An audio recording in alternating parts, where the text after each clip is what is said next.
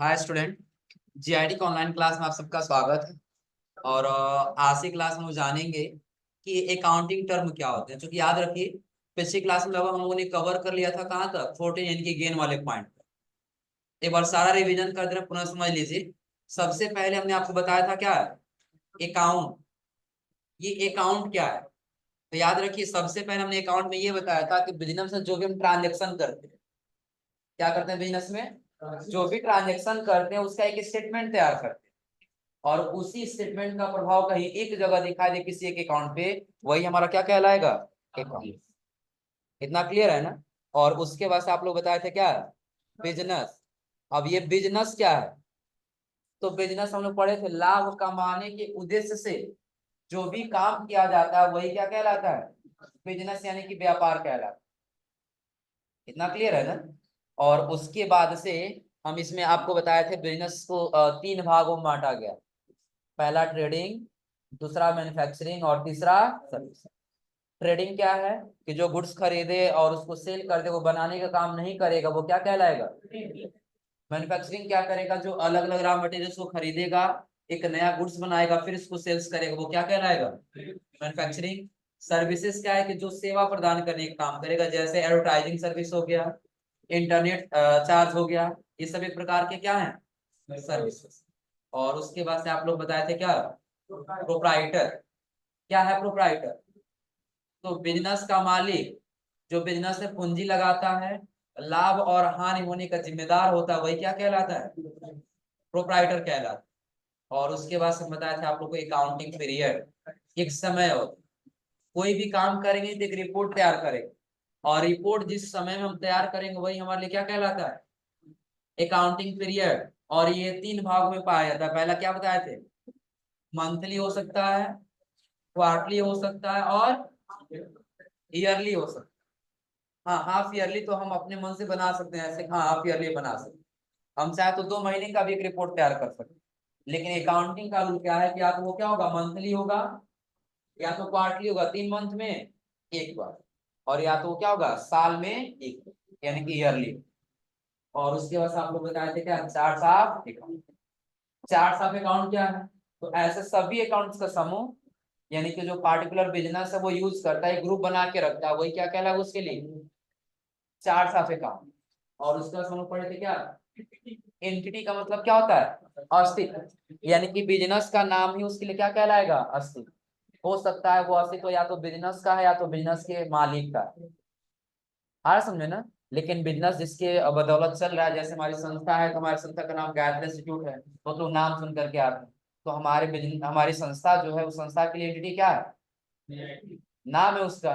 तो वैसे जो भी बिजनेस हो, उस बिजनेस का नाम ही क्या कहलाएगा, एंटिटी। और उसके बाद अगला दिया क्या, ट्रांजेक्शन। ट्रांजेक्शन क्या बताए थे कि दो या दो से अधिक बिजनेस एंटिटी के बीच होने वाला लेन देन क्या कहलाएगा, ट्रांजेक्शन। दो बिजनेस हैं और दोनों बिजनेस आपस में कोई सामान या तो सेल कर रहे हैं या तो परचेज कर रहे हैं, तो वही क्या कहलाएगा।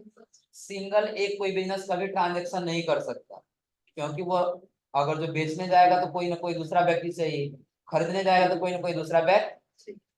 और उसके बाद से हम आपको बताए थे क्या, एसेट्स। एसेट्स क्या है, तो बिजनेस यानी कि व्यापार को चलाने के लिए जो वस्तुएं अस्थायी या तो अस्थायी रूप से काम आती है, वही क्या कहलाती है, एसेट्स। और एसेट्स को दो भागों में बांटा गया।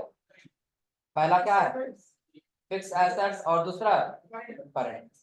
फिक्स क्या है, जो बिजनेस में लंबे समय तक यूज किया जा सके, वो क्या है, फिक्स है। और करंट क्या है, जो बिजनेस में कम समय के लिए यूज किया जा सके, वो क्या है, करंट। और उसके बाद आप लोग बताए थे क्या, लाइबिलिटीज। लाइबिलिटीज का मतलब होता है कर्ज। लाइबिलिटीज का मतलब क्या होता है, कर्ज। वह धन जो दूसरे बिजनेस के ऊपर बकाया उस बिजनेस के लिए, वो क्या कहलाएगा, लाइबिलिटीज कहलाएगा। जैसे सपोज करिए कि हमारा बिजनेस है और हम किसी दूसरे व्यक्ति से कर्ज ले लिए हैं, या अगर जो अपने सप्लायर से उधार सामान खरीदे, तो उसका हमारे बिजनेस के ऊपर लाइबिलिटीज है कि नहीं है। हम बैंक से लोन ले लिए, तो वो हमारे बिजनेस के ऊपर कर्ज है कि नहीं है, तो ये हमारे बिजनेस के लिए क्या कहलाएगा, लाइबिलिटी। और लाइबिलिटीज के बाद अगला क्या दिया है, अब कैपिटल हम किसको बोलेंगे, तो बिजनेस के मालिक के द्वारा जो धन बिजनेस में लगाया जाता है, जो पूंजी लगाया जाता है, वही क्या कहलाता है, कैपिटल कहलाता है।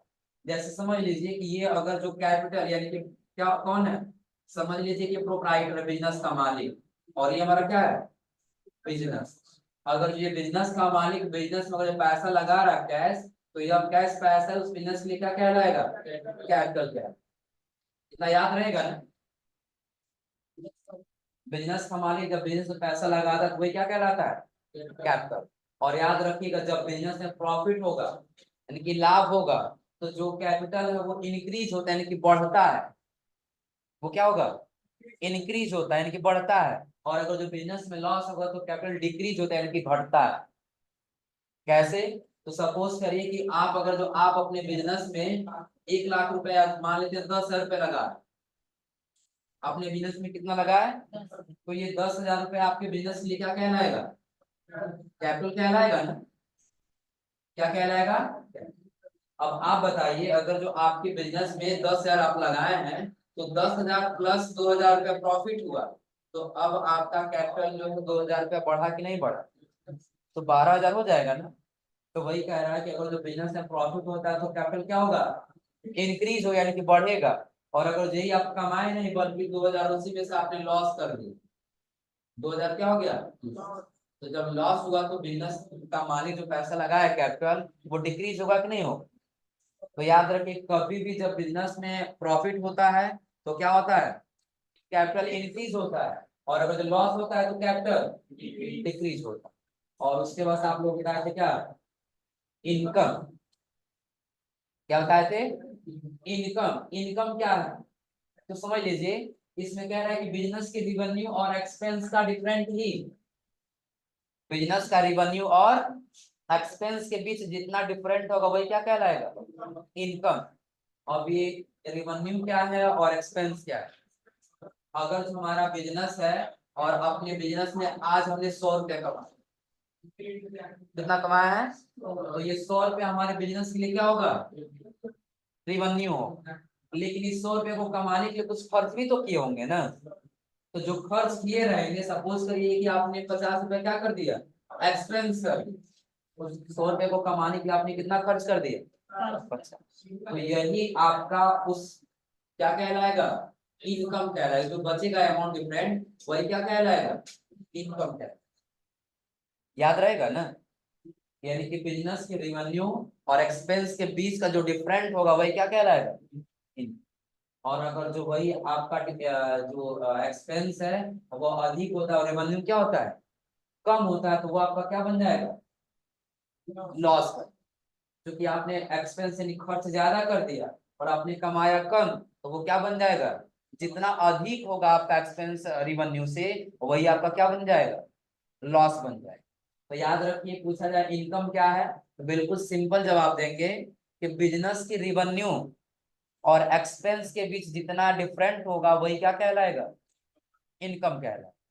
जैसे एग्जांपल के तौर पर हमने आपको बताया कि आज आपने 100 रुपया कमाया, टोटल 100 रुपये का सामान बेचे हैं, तो आप तो दिखा रहे हम कमाया आज कितना है, 100 रुपये, लेकिन वो सामान खरीद करके तब आपने बेचा होगा ना। तो खरीदने के लिए आपने कुछ पैसा लगाया होगा ना, तो वो आपका क्या होगा, तो यही रिवेन्यू में से एक्सपेंस को जब माइनस करेंगे और जो अमाउंट बच जाएगा 50 रुपए, वही आपका क्या कहलाएगा, इनकम। या हो सकता है आपने कमाया 100 रुपए और आपने यहाँ पे एक्सपेंस कर दिया कितना, 70, तो आपका इनकम कितना हो जाएगा, इनकम क्या क्लियर हो रहा है ना। और इनकम के जब आगे जाएंगे तो अगला दे रहा है एक्सपेंडिचर। अगला क्या दे रहा है, एक्सपेंडिचर। और याद रखिएगा यह एक्सपेंस शब्द से बना हुआ, किस शब्द से बना है, एक्सपेंस। और एक्सपेंस का मतलब होता है खर्च, व्यय। एक्सपेंस का मतलब क्या होता है, खर्च। और उसी शब्द से क्या मिलकर बना है, एक्सपेंडिचर। अब एक्सपेंडिचर क्या है, तो हमारा बिजनेस है और अगर जो कोई वस्तु बना रहा है तो बनाने से लेकर और बेचने तक के बीच में जो भी खर्च आता है ना उसको हम क्या बोलते हैं, एक्सपेंडिचर। जैसे कह रहा है गुड्स को प्रोड्यूस यानी कि उत्पादन करने तथा गुड्स की सेल या और सर्विस होने में लगने वाला खर्च क्या कहलाता है, एक्सपेंडिचर कहलाता है। अगर तुम्हारा बिजनेस है और एक मार्कर पेन का हम बिजनेस कर रहे हैं, अलग अलग मटेरियल्स खरीदते हैं, एक नया बना कर हम क्या करते हैं, बेच देंगे। आ रहा समझे ना। अब सपोज करिए कि मार्कर पेन बनाने के लिए हम कॉटन अलग से खरीदे, इसके ऊपर कवर हम अलग से खरीदे, इंक अलग से खरीदे, और उसको लेके आने के बाद बिजनेस में उसको बनाए, बनाने के बाद से जब तक सेल नहीं करेंगे तब तक इस पे खर्च है कि नहीं है। बिजनेस में रखे हैं, उस बिल्डिंग का रेंट दे रहे हैं तो रखे थे, वो रेंट इसी के ऊपर जोड़ा जाएगा ना। तो जब तक हम उसको सेल नहीं कर देते हैं, यानी कि सेल करने तक जो खर्च इसमें लग रहा है वही खर्च आपका क्या कहलाएगा, एक्सपेंडिचर। जैसे दिया भी है रॉ मटेरियल्स को खरीदने में लगने वाला खर्च, अगर जो आप अशुद्ध मटेरियल्स खरीद रहे हैं तो उसके लिए भी तो कुछ कुछ खर्च लगेगा ना। अगला क्या कह रहा है, सैलरी का पेमेंट और ऑफिस एक्सपेंस। हो सकता है कि आप अपने एम्प्लॉय का सैलरी दे रहे हैं, या फिर आप क्या कर रहे हैं, कुछ ऑफिस एक्सपेंस कर दे रहे हैं। आया समझे ना। यानी कि जो भी आप एक गुड्स को उत्पादन करने में खर्च कर रहे हैं सेल करने तक, वही आपका क्या कहलाएगा, खर्च, एक्सपेंडिचर। और याद रखें हम पहले ही बताएं, ये एक्सपेंस शब्द से मिलके बना है। किस शब्द से मिलकर बना है, एक्सपेंस शब्द से। और एक्सपेंस का नाम ही होता है खर्च। इतना क्लियर है ना। खर्च तो हो रहा है, लेकिन इस गुड्स को बनाने से लेकर कर कहाँ तक, बेचने तक के बीच में जो खर्च लगेगा वही क्या कहलाएगा, एक्सपेंडिचर। कोई दिक्कत इसमें। और उसके बाद से हमको जानना है क्या, प्रॉफिट क्या है। तो क्या है, the excess amount of revenue over expense during an accounting period called, कि जितना आपका रेवेन्यू से क्या होगा, एक्सपेंस से ओवर होगा रेवेन्यू, वही आपका क्या कहलाएगा, प्रॉफिट कहलाएगा। लेकिन एक अकाउंटिंग पीरियड, और अकाउंटिंग पीरियड या तो एक मंथ का हो सकता है, या तो एक क्वार्टर हो सकता है, या तो एक साल का हो सकता है। अब हम मान लिए एक मंथ का ही लेंगे, कितने दिन का, एक मंथ का लेंगे। अब इस मंथ में टोटल हमने रेवेन्यू कमाया 10,000, कितना कमाया, 10,000 रुपए। और इस 10,000 को कमाने में हमने खर्च कर दिया कितना, 7,000 रुपए। तो कितना बचेगा, 3,000 रुपए। और यही 3,000 रुपए हमारे बिजनेस के लिए क्या कहलाएगा, प्रॉफिट कहलाएगा। तो अगर पूछा जाए व्हाट इज प्रॉफिट, बिल्कुल सिंपल जवाब देंगे, एक अकाउंटिंग पीरियड में एक्सपेंस से जितना अधिक हमारा रेवेन्यू निकलेगा, जितना ओवर होगा, वही हमारा क्या कहलाएगा, प्रॉफिट कहलाएगा। याद रहेगा ना। और उसके बाद से अगला आप लोग बताए थे क्या, प्रॉफिट गेन में भी होगा। लेकिन याद रखिए यह पूरा क्या कह रहा है, एक अकाउंटिंग पीरियड में कह रहा है ना, या तो एक मंथ में, या तो 3 मंथ में, या तो एक साल। तो एक मंथ में क्या हम एक ही ट्रांजेक्शन करेंगे, हजारों ट्रांजेक्शन हो सकता है ना। लेकिन गेन क्या है, किसी एक ट्रांजेक्शन से आपको प्रॉफिट हो, किसी से, किसी एक ट्रांजेक्शन से भी आपको प्रॉफिट हुआ तो क्या कहलाएगा, गेन कहलाएगा। जैसे कह रहा है किसी एक ट्रांजेक्शन से प्राप्त होने वाला प्रॉफिट क्या कहलाता है। अब सपोज करिए कि हमारा बिजनेस है, और हम उस बिजनेस में क्या कर रहे हैं, आज कोई एक नया वस्तु बेचे हैं, या अपना कोई आज एसेट्स बेच दी। एसेट्स का मतलब समझ रहे हैं ना, कि जो बिजनेस को चलाने के लिए काम आ रहा है। आया समझ में ना। अब किसी कारण से हम उसको क्या कर दिए, बेच दिए, तो उसको बेचने में कुछ प्रॉफिट हो गया, तो वही हमारे क्या कहलाएगा, गेन कहलाएगा। यानी कि एक ट्रांजेक्शन से जो भी प्रॉफिट प्राप्त होगा, जो भी एक्स्ट्रा हमारा अमाउंट मिल जा रहा है, वो क्या होगा, गेन कहलाएगा। जैसे कह रहा है जो आकस्मिक प्राप्त हो, जैसे सेल्स ऑफ फिक्स एसेट्स, या विनिंग ऑफ कोर्ट केस, या आगे दिया क्या, appreciation in the value of. अब सिंपल समझिए इसका, आपके बिजनेस के ऊपर कोई केस चल रहा था और वो आप केस क्या किए, जीत गए, तो वो आपके बिजनेस में क्या कहलाएगा, गेन कहलाएगा, क्योंकि आप एक ट्रांजेक्शन से जीत गए हैं। दूसरा क्या, कि अगर जो आप अपना कोई एसेट्स बेच रहे हैं, समझ लीजिए, अगर जो आज आप कोई वस्तु खरीदेंगे 10,000 रुपए में, और आप यूज करके बेचेंगे 2 महीने के बाद, तो क्या 10,000 ही मिल जाएगा, नहीं मिलता है ना, कुछ वैल्यू डाउन हो जाता है। तो मान लिए कि 10,000 में खरीदे थे, और 2 मंथ यूज करने के बाद हम कितना बेच रहे हैं, 8,000।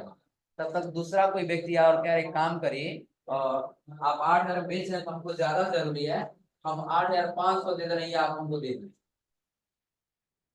आ रहा समझ में ना। और पहला वाला भी व्यक्ति बोला अगर इनको ज्यादा जरूरत आप इनको दे सकते हैं, कोई दिक्कत नहीं। तो आकाशिक फॉर्म से एक्स्ट्रा आपको मिल रहा है कि नहीं मिल रहा है, तो एक ही ट्रांजेक्शन से मिल रहा है ना।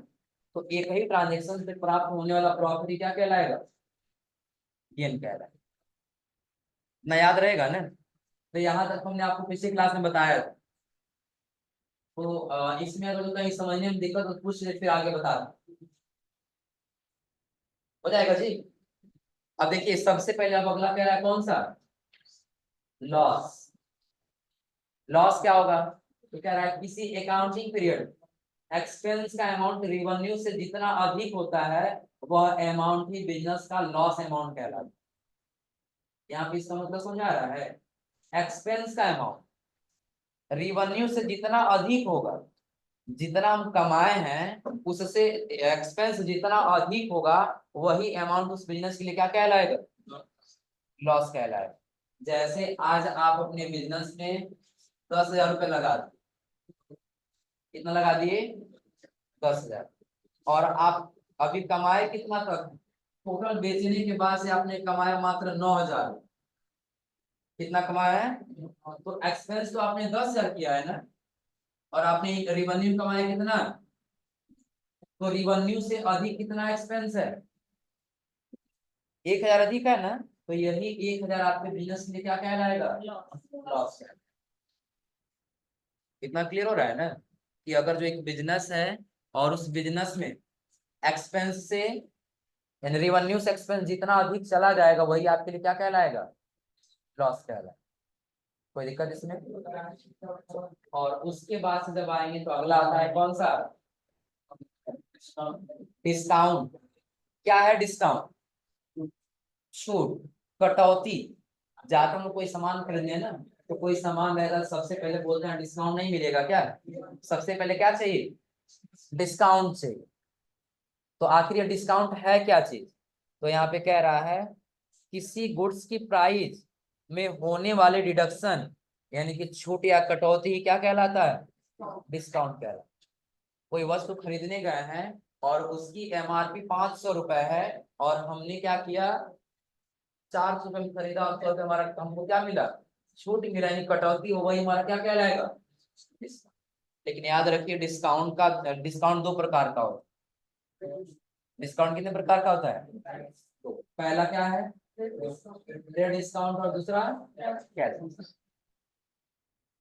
फिलहाल इतना याद रहेगा ना, जो अभी हम आप लोग को बताएं, पूछेंगे तो लगभग सभी लोग जवाब दे ले जाएंगे ना।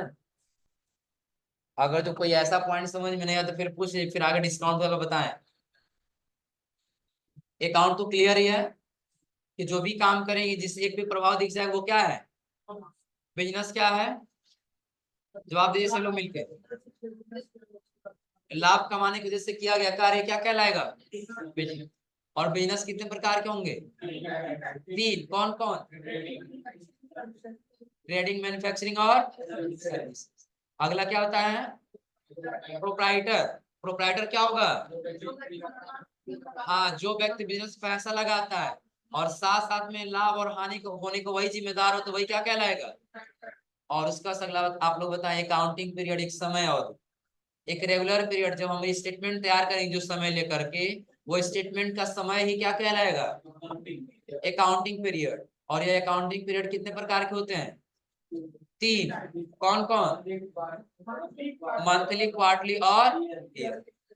और उसका आप लोग बताएं चार्ट्स ऑफ अकाउंट। क्या है चार्ट्स ऑफ अकाउंट, कोई भी अगर जो कंपनी है और उस कंपनी के द्वारा कोई ग्रुप इस्तेमाल किया जा रहा है तो वो ग्रुप क्या उसके लिए, चार्ट्स ऑफ अकाउंट। क्या जवाब दें, कोई कंपनी है और उस कंपनी के द्वारा अगर जो कोई ग्रुप इस्तेमाल किया जा रहा है तो वो क्या उसके लिए, चार्ट्स ऑफ अकाउंट। और ग्रुप हमने बताया था कस्टमर का हो सकता है, सप्लायर का हो सकता है, इनकम का हो सकता है और एक्सपेंस का हो सकता है। और उसके बाद से अगला हम आप लोग बताएं क्या, एंटिटी। एंटिटी क्या है, बिजनेस का नाम, यानी कि बिजनेस का अस्तित्व ही क्या कहलाएगा, एंटिटी। और बिजनेस का नाम हो सकता है या तो उसके बिजनेस का प्रोप्राइटर, उसके क्या हो सकते हैं, एंटिटी हो सकते हैं। और उसके बाद अगला आप लोग क्या बताएं, ट्रांजेक्शन क्या है, हाँ, दो या दो से अधिक बिजनेस एंटिटी के बीच होने वाला लेन देन क्या कहलाएगा। और ट्रांजेक्शन एक ऐसा इवेंट है जिसकी क्या होनी चाहिए, कुछ वैल्यू होनी चाहिए।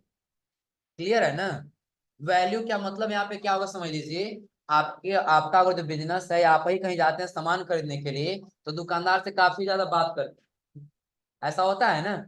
और बात क्या करते हैं कि नहीं हम इतना में खरीदेंगे, या आप इतना में दे दीजिए, बहुत सारी बातें होती है। अरे समझे ना। लेकिन याद रखिए, हम क्या करते हैं, कोई सामान खरीदते हैं उसको पैसा देते हैं, बस उसी दो के बीच वैल्यू है ना, उस गुड्स का और उस अमाउंट जो हमने पे किया है, तो बस वही दो ट्रांजेक्शन के नाम में आएगा। तो वही कह रहा है कि ट्रांजेक्शन एक ऐसा इवेंट है जिसकी क्या होनी चाहिए, कुछ वैल्यू होनी चाहिए, और जो दो व्यक्तियों के बीच ही इन्वॉल्व हो सकता है, सिंगल किसी व्यक्ति के बीच नहीं हो सकता। और उसके बाद से आप लोग बताएं क्या एसेट्स क्या है। तो वे वस्तुएं जो बिजनेस को चलाने में क्या करती हैं, चाहे वो अस्थाई हो या फिर वो अस्थाई, क्या कहलाती हैं। एसेट्स को कितने भागों में बांटा गया है, तो कौन कौन, फिक्स एसेट्स और करंट एसेट्स। फिक्स क्या है, हाँ जो बिजनेस में लंबे समय तक यूज किया जा सके वो क्या है, फिक्स एसेट्स। और करंट एसेट्स क्या है, हाँ जो कम समय के लिए यूज किया जा सके वो क्या है, करंट। और उसके बाद से लाइबिलिटीज। लाइबिलिटीज का मतलब क्या होगा, लाइबिलिटीज का मतलब कर्ज। और कर्ज क्या होगा, जो हमारे बिजनेस के ऊपर बकाया अमाउंट है वही क्या कहलाएगा, लाइबिलिटीज। जैसे हमने बताया, या तो आप क्रेडिटर्स से अपने सप्लायर से उधार सामान खरीद लीजिए, तो आपसे पैसा लेगा वो ना, तो आपके ऊपर कर्ज है कि नहीं है, कर्ज रहेगा ना। और दूसरा आप लोग बताएं क्या, बैंक से लिया गया लोन का अमाउंट। यदि आप बैंक से लोन ले रहे हैं तो भी आपके बिजनेस के ऊपर वो लायबिलिटी यानी कर्ज है कि नहीं। और अगला आप लोग बताएं क्या, कैपिटल क्या है, बिजनेस का मालिक यदि अपने बिजनेस में पैसा लगा रहा है, कोई पूंजी लगा रहा है, तो वह पूंजी उस बिजनेस के लिए क्या कहलाएगा, कैपिटल कहलाएगा। और बिजनेस में अगर जो प्रॉफिट होगा तो कैपिटल क्या होगा, इंक्रीज होगा। और बिजनेस में अगर लॉस होगा तो कैपिटल क्या होगा, डिक्रीज होगा। याद रहेगा। और अगला बताएं क्या, इनकम क्या है, इनकम रिवेन्यू और एक्सपेंस के बीच का डिफरेंस क्या कहलाएगा, इनकम। और उसके लिए हमने बताया कि रिवेन्यू क्या है और एक्सपेंस क्या है। रिवेन्यू यानी कि जो अमाउंट हम कमा रहे हैं वो हमारा क्या है, रिवेन्यू। और जो अमाउंट उसको कमाने में हम खर्च कर रहे हैं वो क्या है, एक्सपेंस। अब इन दोनों के बीच का डिफरेंट ही क्या कहलाएगा, इन।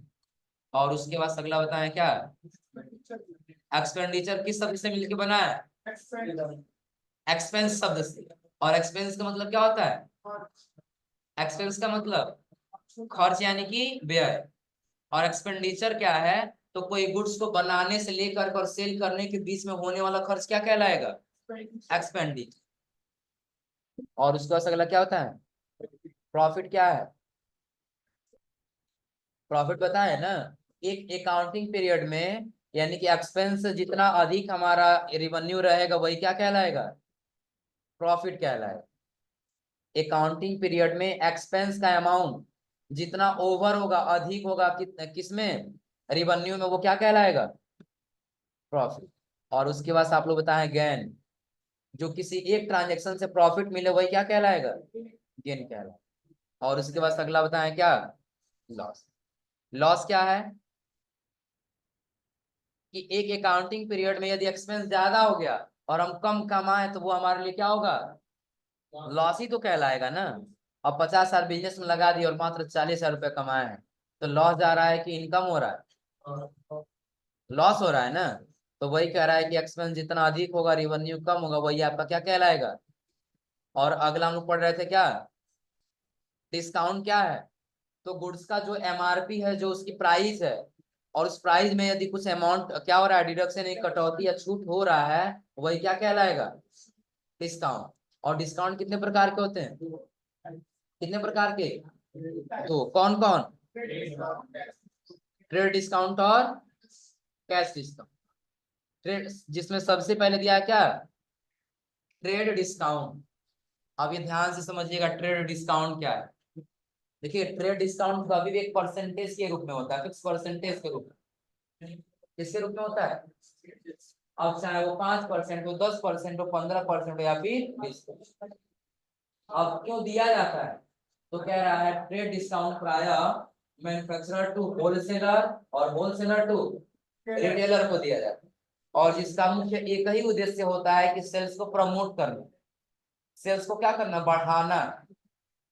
जैसे समझ लीजिए कि अगर जो आप क्या है, मैन्युफैक्चरर, क्या है, मैन्युफैक्चरर नया गुड्स बना रहे हैं, ऐसा हुआ है ना, आपने मार्कर पेन बनाया और आपने काफी संख्या में मार्कर पेन बना दिया, तो आप सोच रहे हैं जितना जल्दी बिक जाता है हमारे अमाउंट उतना जल्दी खाली हो जाता है। आ समझे ना? तो आप क्या किए कि अगर जो इस पे आप 100% अगर जो लाभ ले रहे थे, या सपोज करिए आप बनाने में जो है 50% खर्च आ गया और 50% आप कमा रहे हैं, तो आप ये सोचे 50% में हम 10% अपने होलसेलर को दे देते, 40% ही कमाएंगे, लेकिन ये हमारा गुड्स जल्दी क्या होगा, बिक जाएगा, सेल हो जाएगा। तो आप अपने होलसेलर को क्या करेंगे, 10% डिस्काउंट दे देंगे। कितना परसेंट? 10% डिस्काउंट दे देंगे कि 10% डिस्काउंट है, आप ये सामान जल्दी सेल कर दीजिए। हर समझे ना? और वो क्या करेगा, होलसेलर रिटेलर को दे देगा। किसको दे देगा? रिटेलर को। और रिटेलर को भी जब मिलेगा 10% डिस्काउंट, तो अपने कस्टमर को भी दे देगा।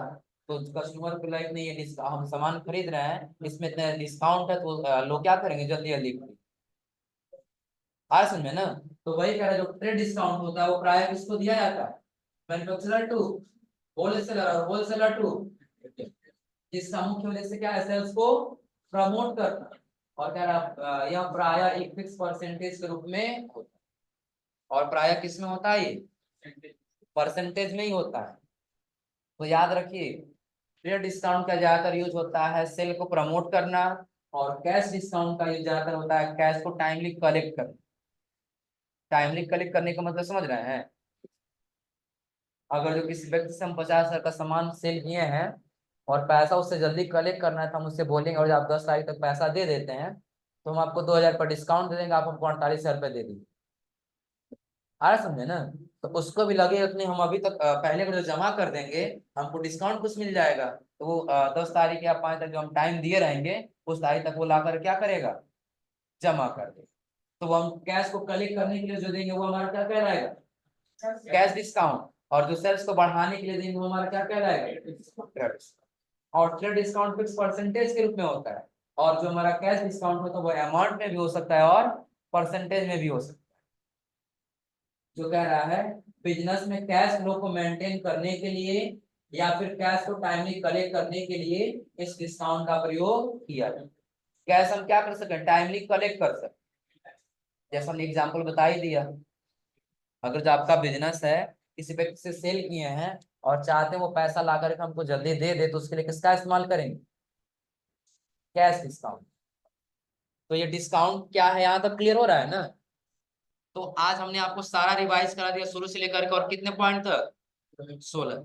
तो आज आप लोग यहाँ तक पढ़ के आइएगा, और अगली क्लास में कोई ये नहीं कहे कि नहीं हम लोग ये नहीं पढ़े या फिर ये नहीं पढ़े, छूट गया। आज समझे ना? और याद याद समझ लीजिए, पहले सबसे ज्यादा टाइम हम इसी टॉपिक पे सिर्फ यहाँ क्यों दे रहे हैं, क्योंकि 1 से लेकर के और 5 पेज तक ऐसा कंटेंट है कि जिसके ऊपर हमारा सारा नोट्स ही डिपेंड करता है। और जब यही नहीं याद रहेगा, यही नहीं समझ में आ रहेगा, तो आगे चल के 70 का सारा पेज खत्म हो जाएगा, लेकिन हमको कुछ समझ में नहीं आएगा। कब? कि जब ये 5 पेज शुरू का समझ में नहीं आएगा, 5 पेज का शुरू का अगर समझ में आ जाएगा ना, तो बाकी का पेज आप आसानी से समझ सकते हैं, कोई दिक्कत नहीं होगा। आया समझ में ना? क्योंकि सारा इन्हीं 5 पेज के ऊपर डिपेंड करता है। हम चाहे तो ये कह सकते थे आप लोग पढ़ करके आइए, सिर्फ हम समझा देंगे, हो जाएगा एक ही दिन में खत्म, ऐसा कर सकते थे ना। लेकिन एक एक पॉइंट बताने का मतलब क्या है कि आप लोग अच्छे से पढ़ लीजिए, जहां नहीं समझ आ रहा वहां पूछ लीजिए, ताकि यही एक ऐसा टॉपिक है जो सबसे इंपॉर्टेंट है, जो पूरे इसी के ऊपर डिपेंड करता है। क्लियर है ना? तो यहाँ तक आप लोग पढ़ करके आइए, फिर बताते हैं आप लोग अगली क्लास में।